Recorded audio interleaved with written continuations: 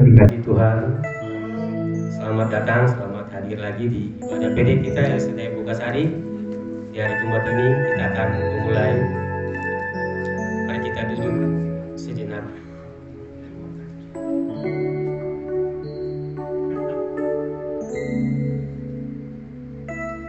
Mari kita berdoa.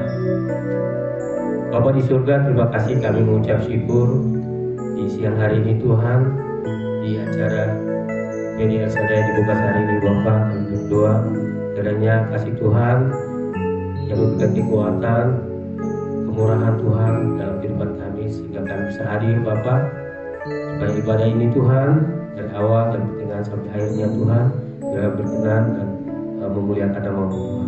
Dan teman-teman kami yang belum sempat hadir Tuhan atau yang berhalangan, juga mereka juga nanti sempat waktu datang bersama-sama dengan kami. Terima kasih Tuhan. Dalam nama Tuhan Yesus kami berdoa mengucap syukur. Haleluya. Amin. Halo, segala puji syukur hanya untuk Tuhan. Saya percaya kita semua ada sukacita. Amin. Amin. Kita angkat satu pujian yang mengatakan hidup ini adalah penyembahan.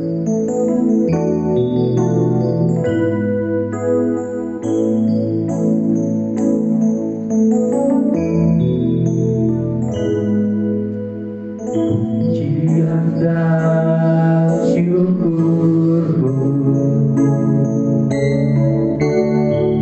bawa padamu dengan rendah hati ku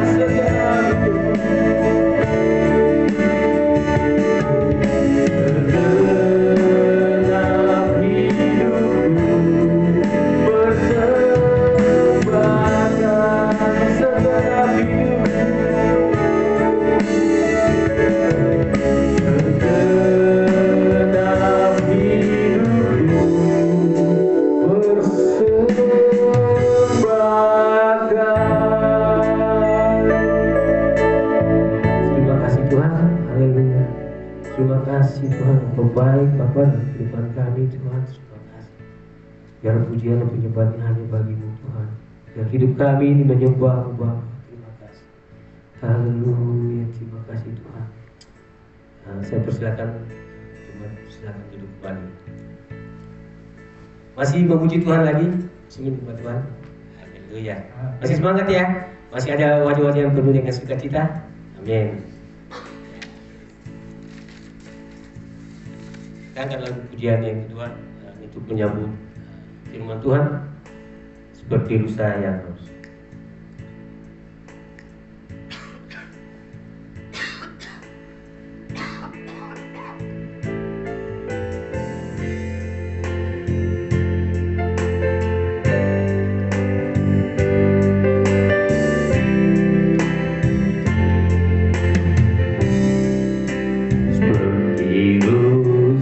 Yang haus rindu aliran sungaimu, hatiku tak tahan menunggumu.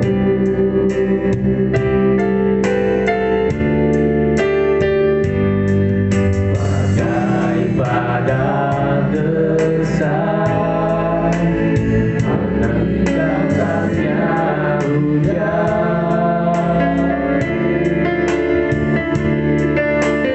begitu pun jiwaku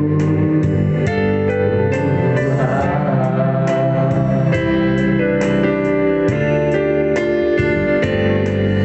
Biru sayang haus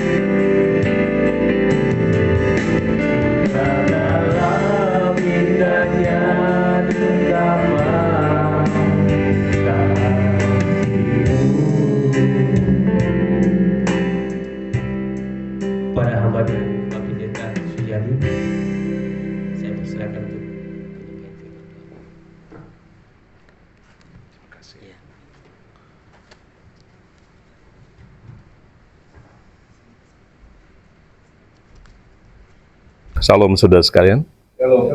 Sudah nyala nih? Belum? Oke. Terima kasih untuk kesempatan yang diberikan pada saya dan senang sekali bisa bertemu dengan saudara-saudara seiman yang ada di PDL Shaddai Bogasari. Ya. Dan begini aja. Baik. Oke. Nah, ini enggak usah dia. Supaya tidak feedback. Oke. Baik. Nah, hari ini saya datang bersama dengan seorang rekan saya, yaitu Pendeta Moses Huai. Beliau ini dulu bukan penguasa Tanjung Priuk kan Pak? Bukan ya? Dulu penguasa Tanjung Priuk. Wah, oke. Nanti ceritanya lanjut setelah ini. Dan sekarang bukan penguasa Tanjung Priuk. Beliau adalah dosen kami. Saya dengan Pak Moses, saya sendiri dari Gereja Santa Panongani Indonesia. Pak Moses dari Gereja Anglikan atau Lutheran? Anglikan Indonesia. Dan kami berdua sekarang dalam mengajar di satu kampus sekolah tinggi teologi Iman Jakarta yang ada di Jakarta Selatan, Jalan Wijaya 1 yang lurus ke Blok M. Dan Pak Moses ini adalah dosen bahasa Ibrani dan bahasa Yunani ya, selain sejarah gereja. Jadi kalau Ibrani Yunani udah di luar kepala begitu. Sudah ngajar tidak tahu berapa puluh tahun. Saya sendiri adalah mengajar sistematika teologi dan kepemimpinan manajemen gereja. Nah, terima kasih untuk kesempatan diberikan kepada saya. Baik, kita bersama-sama akan membaca firman Tuhan di Kejadian pasal yang ke-39. Kejadian pasal yang ke-39. Boleh tolong ditayangkan. Ya. Hari ini kita akan memikirkan tentang be strong and courage. Ya. Bagaimana kuatkan diri dan memberanikan diri. Kejadian pasal yang ke-39. Ayat 1 sampai ayat yang ke-6 saya akan membacakan buat Bapak Ibu sekalian. Adapun Yusuf telah dibawa ke Mesir, dan Potifar seorang Mesir pegawai istana Firaun, kepala pegawai raja, membeli dia dari tangan orang Ismail yang telah membawa dia ke situ. Tapi Tuhan menyertai Yusuf sehingga ia menjadi seorang yang selalu berhasil dalam pekerjaannya. Maka tinggal ia di rumah tuannya, orang Mesir itu. Setelah dilihat oleh tuannya bahwa Yusuf disertai Tuhan dan bahwa Tuhan membuat berhasil segala sesuatu yang dikerjakannya, maka Yusuf mendapat kasih tuannya dan ia boleh melayani dia. Kepada Yusuf diberikannya kuasa atas rumahnya dan atas segala miliknya diserahkannya pada kekuasaan Yusuf. Sejak ia memberikan kuasa dalam rumahnya dan atas segala miliknya kepada Yusuf, Tuhan memberkati rumah orang Mesir itu karena Yusuf, sehingga berkat Tuhan ada atas segala miliknya, baik yang di rumah maupun yang di ladang. Segala miliknya diserahkan kepada kekuasaan Yusuf, dan dengan bantuan Yusuf ia tidak usah lagi mengatur apapun selain dari makanannya sendiri. Baik, kita berdoa. Bapa di surga, di tengah-tengah kesibukan kami dalam pekerjaan, saatnya kami duduk di hadapan-Mu menenangkan diri kami. Kami sudah naikkan puji-pujian, dan sekarang kami membaca firman-Mu. Berkatilah. Demi Kristus Yesus kami berdoa. Amin. Saudara sekalian, satu hari ada seekor cicak di dinding. Jadi saya lihat cicak itu, lalu nggak tahu bagaimana cicak itu satu hari bisa lompat ke saya. Begitu lompat ke saya, otomatis refleks saya tepuk cicak itu. Dan begitu tepuk cicaknya jatuh ke lantai, sudah jatuh ke lantai, saya baru lihat ekor cicak itu putus. Dia lompat-lompat ekornya, lalu dia lari ke belakang lemari. Saya melihat itu, saya sambil termenung lama, lalu saya belajar satu hal, yaitu biar putus ekor asal tidak putus asa. Cicak adalah biar putus ekor, tapi dia tidak putus asa. Itu filosofi yang saya belajar dari seekor cicak. cicak. Ya, besok-besok ekornya ditumbuh lebih gede lagi, lebih cantik lagi. Nah, saudara sekalian, dari sini kita tadi sudah membaca tentang kisah seorang anak muda, yaitu Yusuf. Ayat yang kita baru baca adalah tentang Yusuf. Yusuf ini anak ke-11 dari Yakub, dari Rahel. Yusuf sendiri disayangi oleh Yakub dan sering melaporkan kejahatan abang-abangnya, sehingga kita lihat bahwa Yusuf tidak disukai oleh abang-abangnya. Dalam keluarga akhirnya dia tidak aman, tidak disukai, dibenci, iri, dan diancam. Itu yang terjadi pada Yusuf. Suatu kali Yusuf kemudian ditangkap oleh abang-abangnya, lalu dimasukkan ke dalam sumur kering. Setelah masukkan sumur kering, lalu dia dijual oleh orang dan dibawa ke Mesir. Nah, di Mesir, Yusuf ini adalah menjadi seorang budak. Sampai di sini, sekarang kita akan sedikit membayangkan tentang kondisi Yusuf. Pada waktu itu Yusuf berusia 17 tahun. Siapa di sini usia 17 tahun?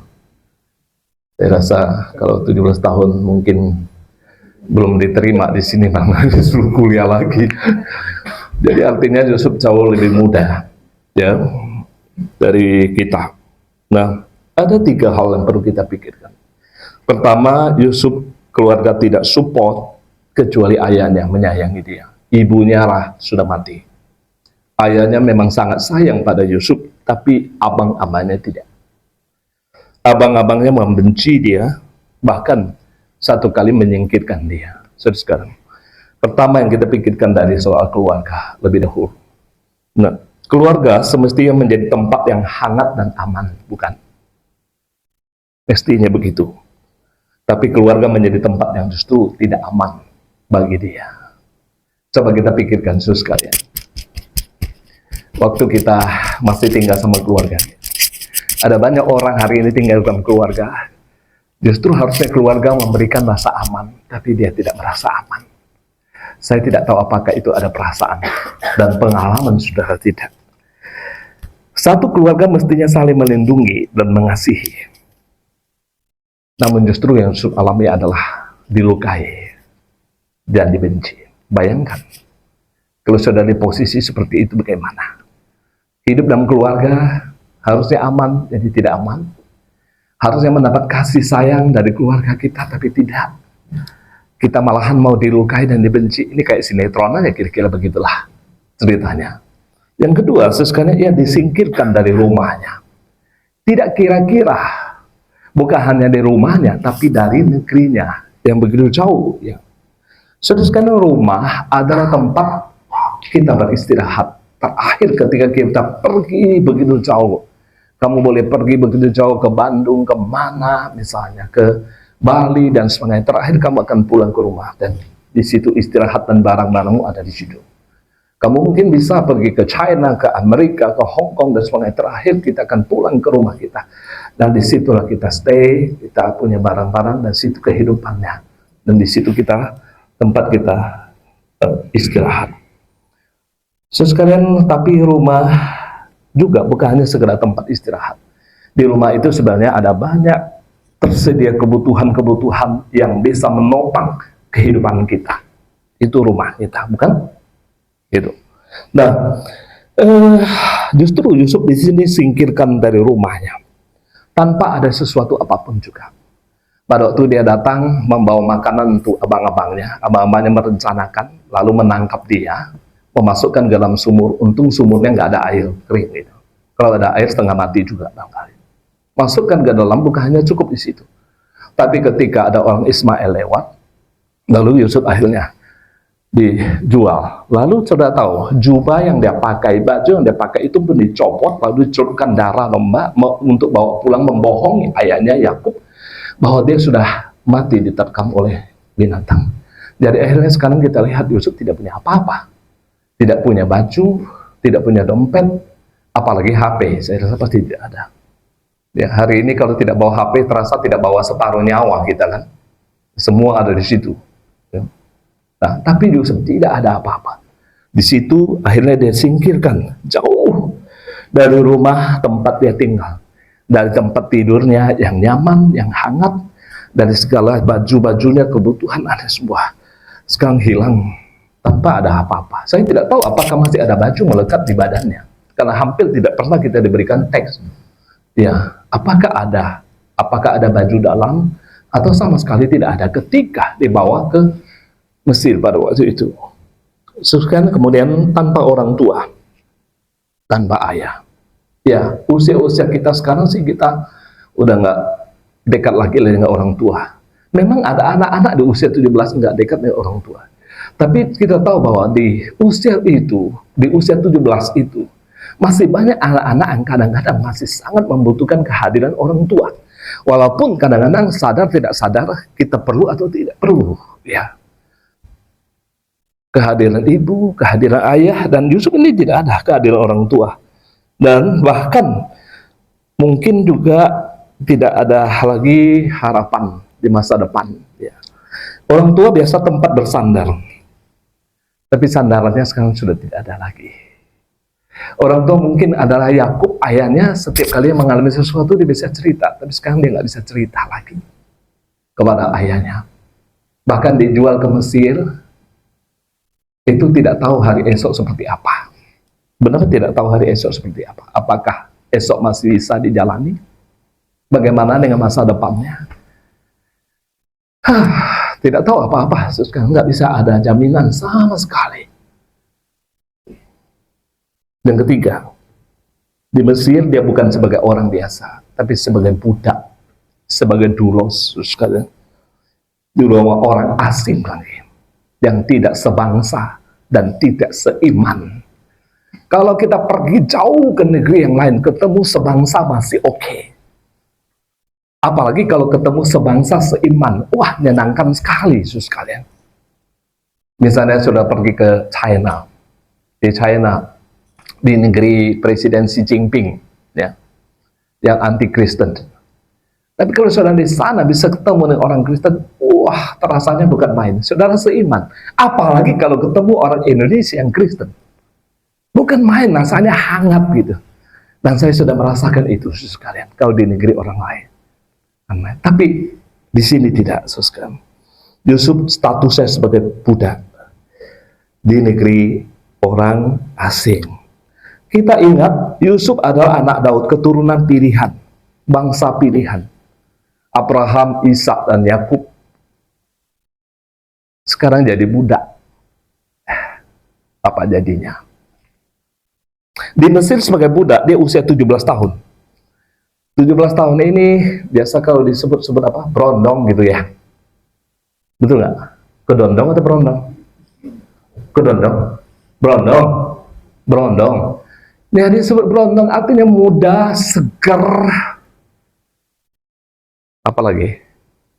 Sampai tante Potifar pun tergoda kan? Tante Potifar tergoda. Dulu saya ingat sekali saya ikut agama yang lain. Agama yang lain ada cerita. Ceritanya apa? Tapi tidak ada di Alkitab. Saya ceritakan nggak apa-apa. Katanya waktu Yusuf kerja di rumah Potifar sebagai budak di situ atau ART sekarang. Gantengnya, murninya, cingkrongnya bukan main gitu. Sampai kepada ART yang kerja di rumah Firaun, mereka sedang potong bawang, ngiris bawang. Banyak gadis-gadis, anak-anak muda sedang iris bawang, termasuk juga yang tante-tante Islam. Begitu lihat Yusuf, Masya Allah, cakepnya bukan main gitu. Sampai bawangnya udah iris habis, tangan diiris pun nggak terasa sakit katanya. Begitu Yusuf sudah lewat baru terasa sakit pergi. Tapi nggak ada di Alkitab ya, cukup Anda tahu saja. Jangan ceritakan ke yang lain. Sekarang artinya adalah Yusuf ini begitu menarik, sehingga kita lihat Tante Potifar ya, sampai berapa kali coba mencari akal untuk bisa dikerjain ya, tidur dengan Yusuf. Tapi Yusuf pintar, satu-satunya dia lari. Nah sekarang kemudian setelah itu Yusuf kena kasus, kan? Udah menjadi budak di negeri orang lain, nggak ada yang kenal, kena kasus lagi. Kasusnya apa? Godain istri orang. Istri siapa? Istri Potifar kan? Nggak kira-kira loh. Potifar itu siapa sih? Adalah orang penting, pengawal, kepala pengawal Firaun. Siapa yang berani ganggu? Bisa ditembak mati tuh, kayak kasus di Indonesia. Saya nggak usah cerita lah, kalian udah tahu. Kan gitu. Yang nggak tahu udah. Kan gitu. Resikonya sangat besar. Tapi untung sekali, itulah kita orang Indonesia ya.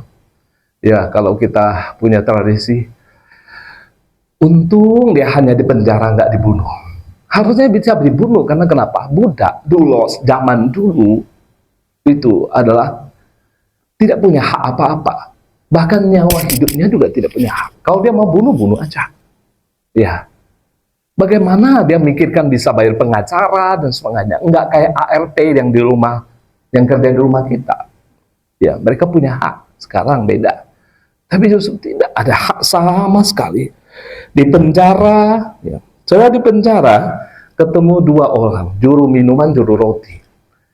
Dua-duanya ditolong, lalu mau janji nanti kalau dia keluar, bisa menolong Yusuf, tapi dilupakan. Penjara jadi teman, sudah keluar, dilupakan begitu. Sampai berapa tahun? Sampai Firaun mimpi, dan baru juru minuman itu ingat. Berapa? Kira-kira 2 tahun. Baru diingat, baru panggil Yusuf di situ. Nah, kan pada waktu kita bicara be strong and courage di sini, dalam keadaan seperti Yusuf ini, mudah tidak kita bicara. Tapi hari ini saya rasa bahwa kita jauh dibandingkan dengan Yusuf ini. Saudara punya posisi yang bagus kerja di sini. Tolong, saya tidak tahu setiap posisi. Saudara bisa minimal punya pekerjaan dan ada banyak jaminan-jaminan yang lain. Ya, kita. Bahkan kita punya mungkin keluarga yang lainnya. Nah, sekalian, Yusuf dalam usia 30 tahun, 17 tahun, ia disingkirkan dari rumah, dijual ke Mesir. Dalam 30 tahun, 13 tahun, 30 tahun dia baru diangkat Firaun menjadi orang yang memanage Mesir karena menghadapi bencana kelaparan yang ada, krisis ekonomi yang ada terjadi di Mesir dan sekitarnya. Usia 13 tahun dia hidup dengan tidak menentu. Kalau saudara dan saya dalam kondisi seperti itu, kita tidak tahu masihkah bisa kita tetap berdiri, tetap mau hidup, atau kita sudah protes. Tapi saya mendapati satu hal, Yesus sekalian. Yusuf tidak pernah mengeluh. Itu dia. Saya tidak pernah membaca Yusuf mengeluh. Herannya begitu. Tidak berarti dia sempurna. Ya. Tidak menemukan dia mengeluh. Tuh. Dan satu kunci lagi adalah, tadi kita baca, dikatakan apa? Walaupun orang tuanya nggak bersama dengan dia, saudara-saudaranya nggak bersama dengan dia. Di Mesir dia tidak ada orang yang kita, kecuali Potifar yang masih baik sama dia, karena dia kerjanya bagus. Itu aja. Selalu yang dikerjakan dengan baik. Dan satu kunci adalah Tuhan menyertai dia. Tuhan menyertai dia. Di negeri asing, di Mesir itu mungkin tidak ada orang lagi. Tapi Tuhan menyertai dia. Itu kuncinya dia. Itu yang saya sangat-sangat senang sekali. Saudara-saudara kita orang-orang beriman. Yesus waktu lahir dikatakan dia bukan hanya sekedar juru selamat, tetapi Immanuel. Immanuel itu ada artinya Tuhan beserta dengan kita. Itu harus menjadi satu keyakinan, faith kita, belief kita. Di dalam kita menghadapi hidup apapun juga. Boleh putus ekor, tapi jangan putus asa. Yang paling parah adalah belum putus ekor, kita sudah putus asa. Putus asa itu paling mematikan, sekalian. Dan di dalam perjalanan hidup kita pasti ada titik-titik di mana akan membuat kita down, depresi. Terserah Anda yang berada di mana. Kamu kira kami jadi pendeta tidak pernah mengalami depresi? Tidak pernah down? Pernah. Saya sendiri mengalami depresi. Ya. Saya nggak tahu Pak Moses, kayaknya enggak. Beliau ini tenang-tenang aja. Depresi nggak depresi juga nggak kelihatan. Nah, saya nggak tahu. Sekalian sulit mengalami itu. Ingat di dalam perjanjian lama, Nabi besar Elia bisa mengalahkan 450 nabi palsu kan? Pernah nggak Elia mengalami down? Ya. 1 Raja pasal 19. Ketika Elia menghadapi masalah pergumulan diancam oleh Isabel, mau potong kepalanya. Elia kabur tuh bawa bujang. Bujang ditinggalin masuk ke gua. Tidur aja di situ, depresi. Saya baru membimbing mahasiswa bagaimana menyelidiki Elia bangkit dari depresinya. Mau tahu saudara rahasianya?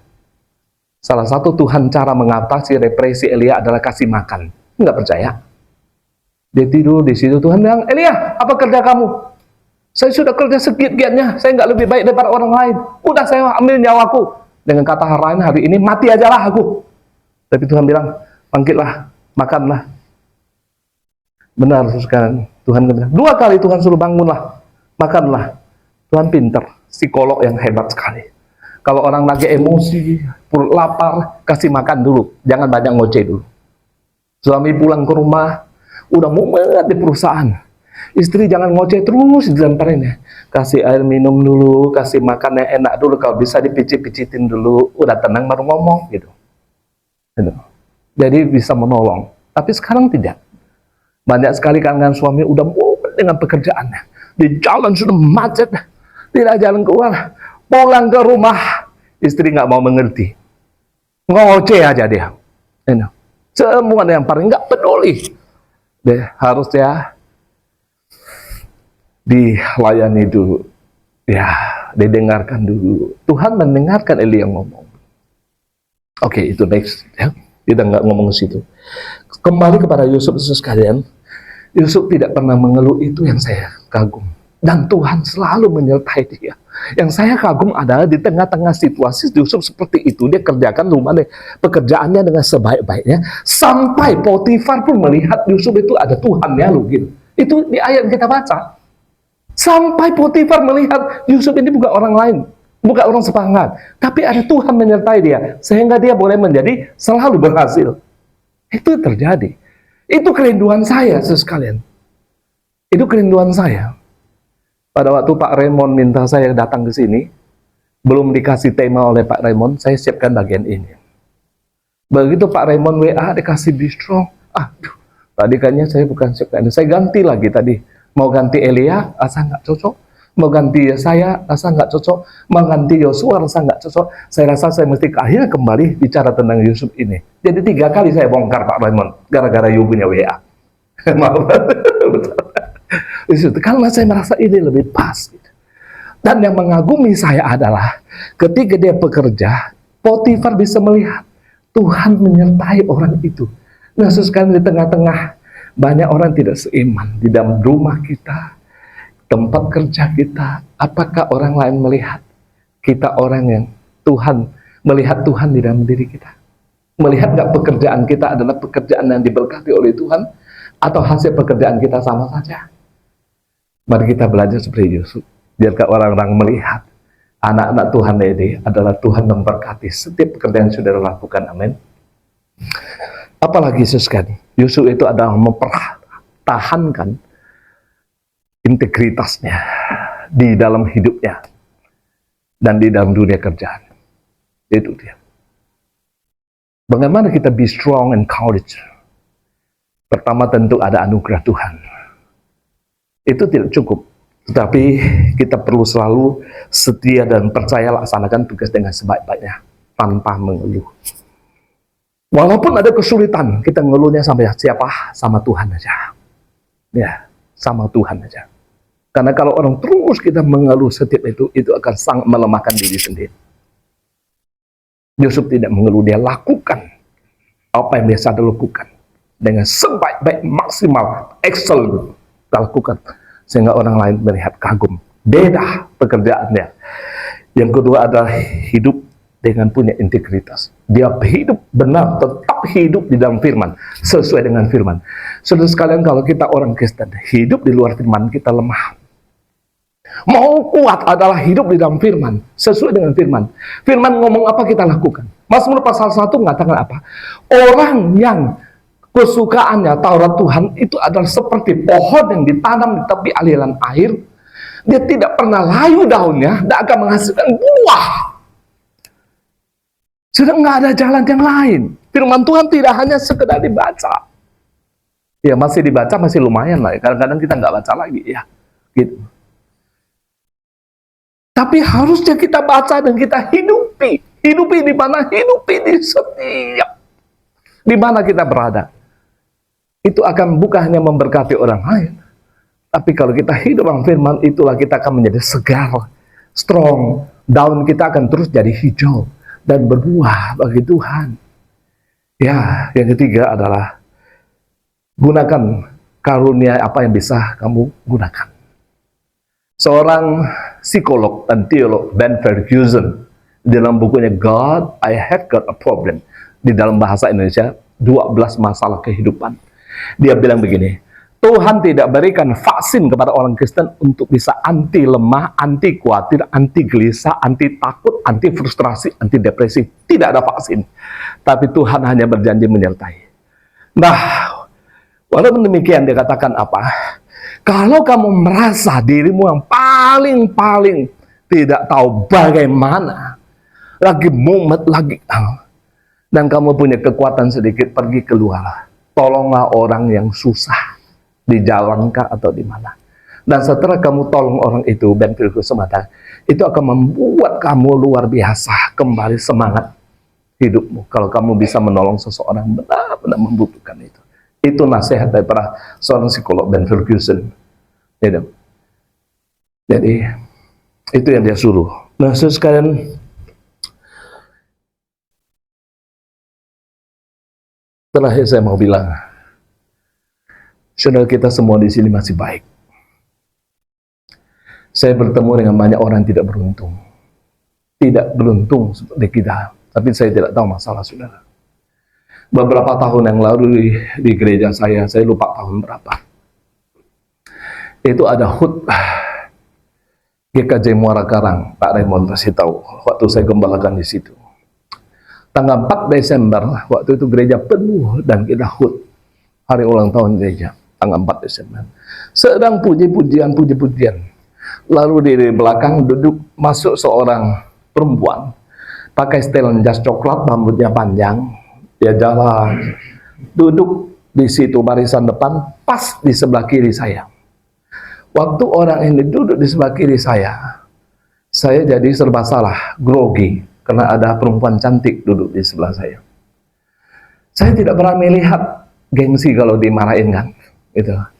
Akhirnya saya rasa ini pasti bukan istri saya, karena istri saya pertama tidak ada jas warna coklat telan yang bagus seperti itu. Yang kedua, rambut istri saya tidak panjang. Ketiga, istri saya tidak punya minyak wangi seperti dia. Dan keempat, istri saya tidak semudah itu. Tapi saya nggak berani lihat. Setelah itu, rupanya MC meminta orang itu naik. Saya baru tahu itu adalah tamu undangan yang akan kami undang untuk menyanyi. Saya tidak sebut namanya. Waktu naik ke atas panggung, saya baru tahu dia itu adalah orang yang cacat. Yaitu kakinya cacat dan kakinya tidak punya jari-jari. Nah, itu di situ. Tidak punya jari-jari. Dan saya tidak tahu tangannya ada bagaimana. Di atas dia katakan, Bapak Ibu Shalom, sebelum saya menaikkan puji-pujian, saya ingin sampaikan bahwa saudara tahu saya orang yang cacat.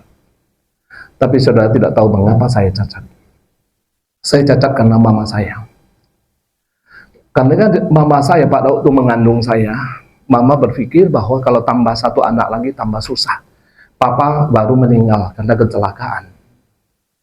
Ya. Akhirnya mama minum obat mau menggugurkan saya. Tapi saya tidak gugur dan lahir saya cacat. Tangan, kaki saya cacat. Waktu saya tumbuh dengan cacat, saya melihat orang yang normal. Saya kepingin seperti dia. Saya tidak bisa menari, tidak bisa berolahraga walaupun saya kepingin. Dan bahkan saya dibully oleh teman-teman. Sangat tidak enak.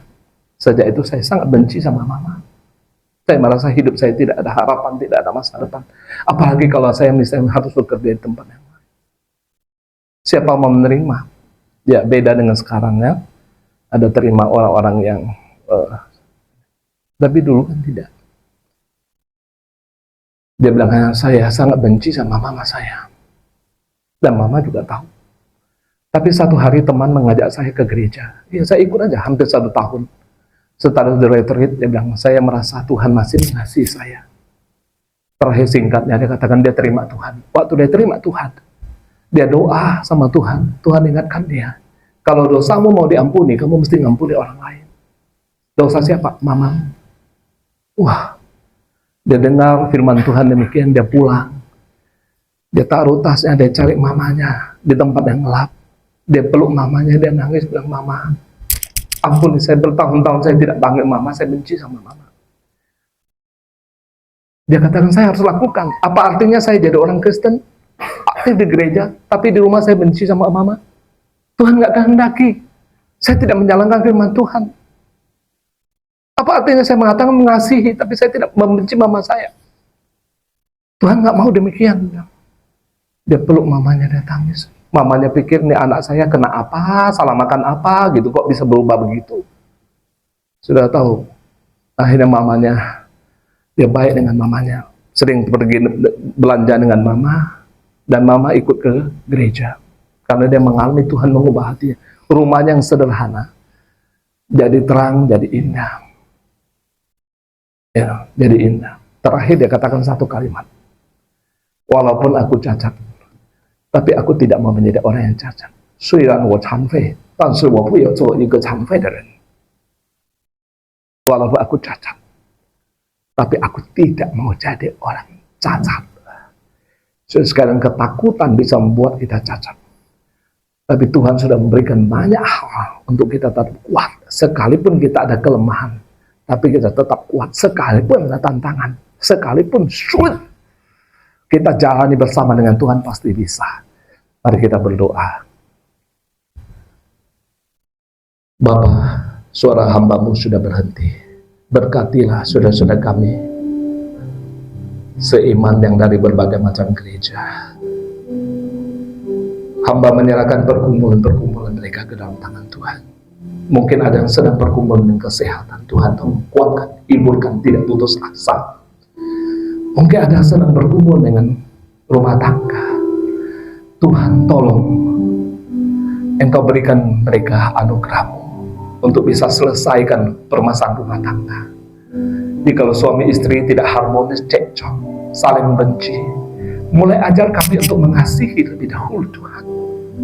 Jadi kalau kami dengan rekan kerja ada tidak baik, ajar kami untuk memulai mengampuni, mengasihi. Sebab itulah yang Tuhan mau. Kami tidak bisa menyimpan semua itu dengan selama-lamanya. Tuhan berkatilah anak-anak-Mu. Mungkin ada pergumulan-pergumulan lain tempat ini. Tuhan, jikalau Engkau tidak singkirkan pergumulan-pergumulan itu, berikanlah kami kekuatan untuk bisa menghadapi pergumulan itu. Terima kasih. Demi Kristus Yesus kami berdoa. Amin. Silakan MC.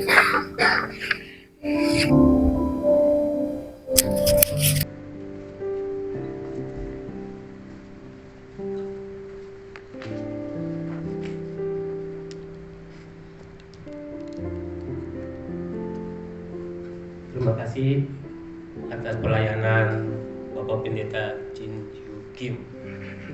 Tuhan memberkati apa yang Bapak sampaikan kepada kita, supaya kita sama-sama juga diberkati, supaya iman dan percaya kita kuat.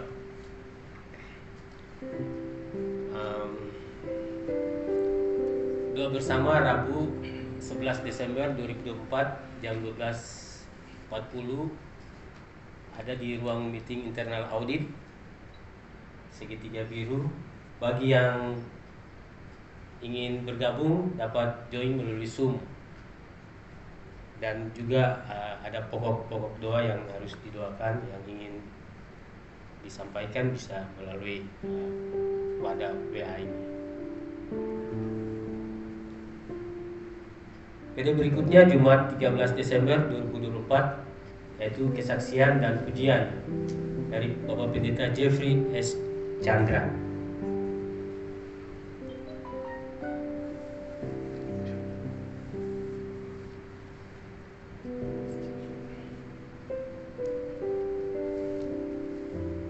kesaksian dari Bu Desi ya.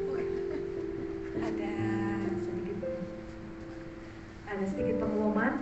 Tanggal 13 Desember adalah kebaktian terakhir di BD El Shaddai. Jadi kebaktian tutup tahun ya. Jadi mungkin kita akan mengadakan kesaksian dan pujian disertai dengan ada makan siang. Jadi nanti saya akan edarkan list supaya kita bisa menggunakan kebaktian atau ibadah tutup tahun di 2024 ini supaya berfungsi secara maksimal aja. Jadi nanti listnya saya edarkan melalui WA group ya. Jadi nanti mohon ditulis karena kapasitasnya kan di ruangan ini. Itu aja sih. Terus untuk doa berkat dan doa penutup saya serahkan dulu ke Bapak. Nanti persembahan, sebelum persembahan nanti kita akan foto posisinya sebelah sana. Terima kasih. Doa dulu.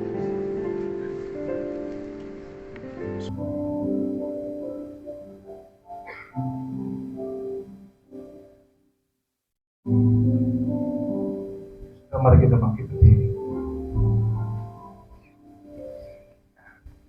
Bapa di surga, kami bersyukur.